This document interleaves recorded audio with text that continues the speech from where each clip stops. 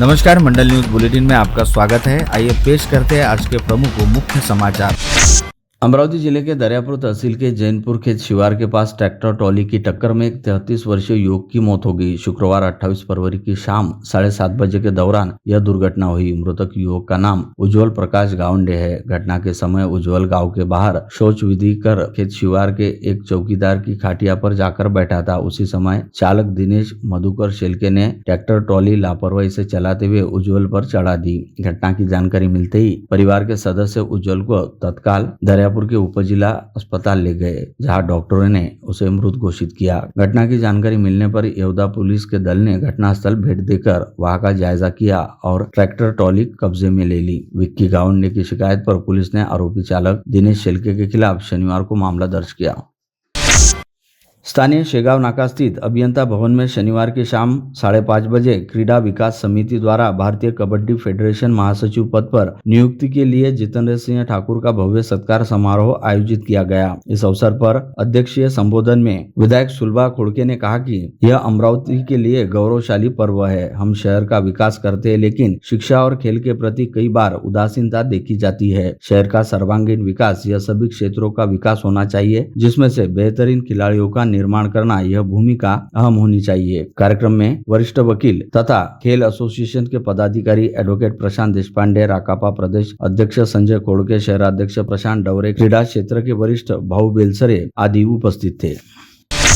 वीरता, एकता और तपस्या ने भारत को सुरक्षित रखा है और इसकी जड़ें जैन धर्म के दर्शन में निहित है। जैन तीर्थयात्रियों ने अपने त्याग और तपस्या से अर्जित ज्ञान के माध्यम से भारत को नई ऊंचाइयों पर पहुंचाया। सिद्ध क्षेत्र श्री मुक्तागिरी में राज्यसभा सांसद डॉक्टर अनिल बोंडे ने कहा कि जैन धर्म के विचार और आचरण भारत को नई दिशा दे रहे हैं। इस बीच जैन समाज ने उनके भाषण की काफी सराहना की, क्योंकि उन्होंने एक घटना का जिक्र किया जिसमें उन्होंने केंद्रीय गृह मंत्री अमित शाह को विराट सागर महाराज द्वारा सांकेतिक भाषा में लिखी गई एक पुस्तक भेंट करने के तुरंत बाद उनका संज्ञान लिया था। उल्लेखनीय है कि शनिवार 1 मार्च को श्री दिगंबर जैन महासमिति की तरफ से तीर्थ क्षेत्र मुक्तागिरी में जैन साधुओं का महाधिवेशन आयोजित किया गया था। इस समय वे बोल रहे थे।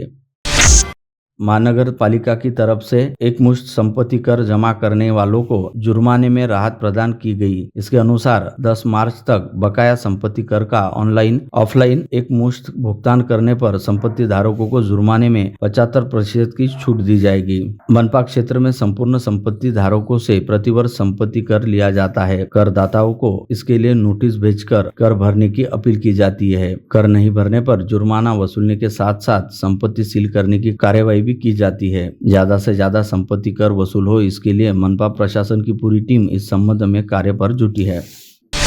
ग्राम विकास मंत्रालय ने 2.5 वर्ष बाद शिक्षकों के अंतर जिला तबादले के 7वें चरण को हरी झंडी दे दी है। इससे राज्य के करीब 8,000 शिक्षकों को राहत मिली है, जो अपने गृह जिलों में लौटने का इंतजार कर रहे थे। शिक्षकों के अंतर जिला स्थानांतरण पर 2 वर्ष की रोक लगाई गई थी। हालांकि शिक्षकों की मांग को देखते हुए सरकार ने अंतर जिला स्थानांतरण प्रक्रिया लागू करने का कार्यक्रम घोषित कर दिया है। इसके अनुसार अंतर जिला स्थानांतरण प्रक्रिया 10 मार्च से 6 अप्रैल के बीच लागू की जाएगी। लगभग 9 साल तक प्रहार शिक्षक संघ के दबाव और फॉलोअप के बाद सरकार ने 2017 से जिला परिषद शिक्षकों के ऑनलाइन अंतर जिला स्थानांतरण शुरू किए थे। सितंबर 2022 तक 6 चरणों में राज्य के 15,000 शिक्षक अपने गृह जिलों से बच चुके थे। ऑनलाइन स्थानांतरण प्रक्रिया के कार्यान्वयन से वित्तीय लेन देन पर अंकुश लगा है।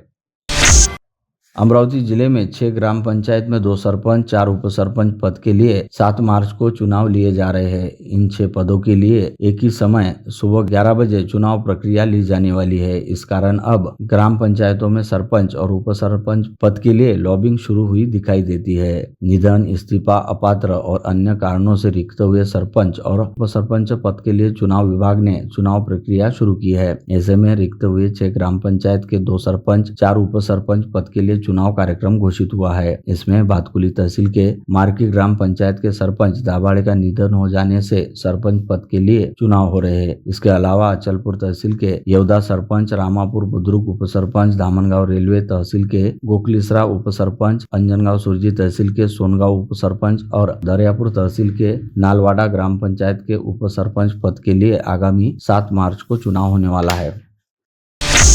रिद्धपुर के तलेगांव मठ में रहने वाली सेवाधारी बालक पर उसके मामा समेत 3 लोगों ने लैंगिक अत्याचार किया रहने से पीड़िता 8 माह की गर्भवती हुई। इस प्रकरण में पुलिस ने पीड़िता की मौसी मामा सुरेंद्र मुनि और नांदेड़ के बाला साहब देसाई को गिरफ्तार कर 10 दिन का पुलिस रिमांड लिया था। शुक्रवार को पुलिस हिरासत प्राप्त होने पर न्यायालय ने उन्हें न्यायिक हिरासत में रखने के आदेश दिए। इस कारण पुलिस ने चारों आरोपियों को अमरावती मध्यवर्ती कारागृह रवाना किया।